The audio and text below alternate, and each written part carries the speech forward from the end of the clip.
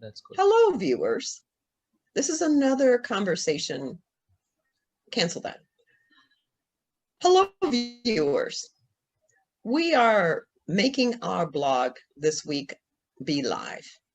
We're going to have a cross check where Rahu is going to be asking Steve and myself questions that were covered in the blog. If you want the details, you can read the entire blog, but we're going to cover some of the high points. Okay, Rahu? Yes. So thank you, Brenda. I have a couple of questions that Steve and you shall answer.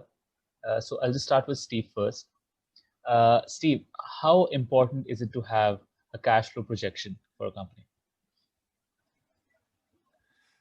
For a business to have a cash flow projection to manage their cash flow is absolutely essential.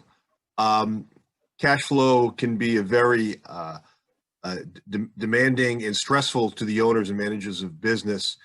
So having a plan that you can trust and having that forecast that you understand and update from your financials is very important, just for the peace of mind aspect of it, but also to understand the timing of your inflows and outflows and what you need to do to look at it, from everything from the sales and receivables as they come in to cash, also having a handle on your spending and payables and when they need to be paid.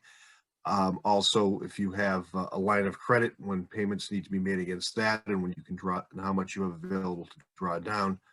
If you have term loans, when those payments are due, when in the month that you're, so it doesn't surprise you. So you have some lookout 90 days. And as you get closer to the short term, should be very clear, and all the way out to 90 days, you should be looking. The big one, of course, is payroll. That to keep your employees paid. That's usually a large dollar item and on a very hard schedule. People like to get paid when they're supposed to get paid. So having that 90-day plan and continuing to update it based on your financials is a very good way to have peace of mind and see the bumps in the road that may be coming out a few weeks and be able to plan for it, as opposed to having something pop up.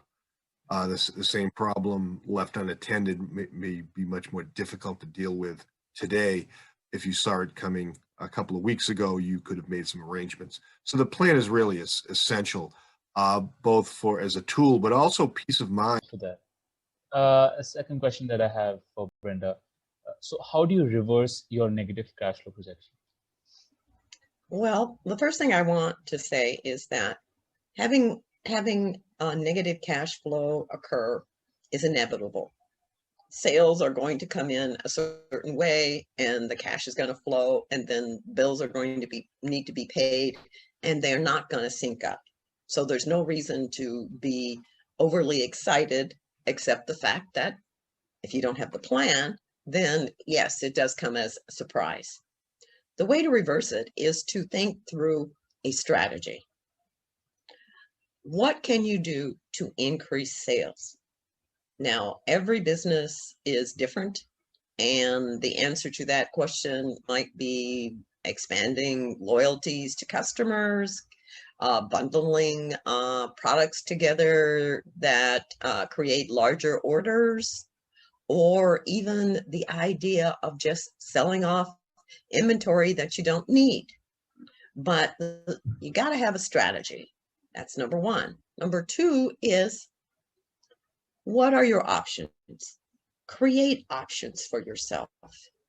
Lines of credit are options. Credit cards are options.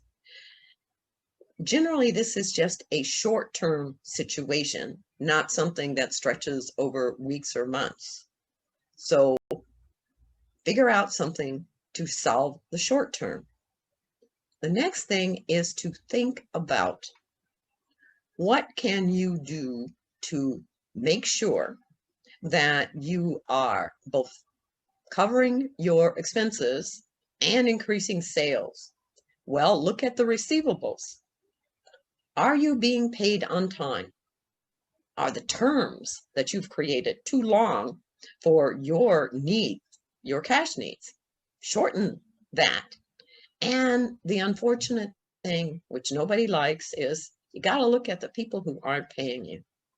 Make sure you don't give them more product, and figure out a way to put them on some type of installment plan so that you get the money you need. Another idea is new clients, ask them for deposits.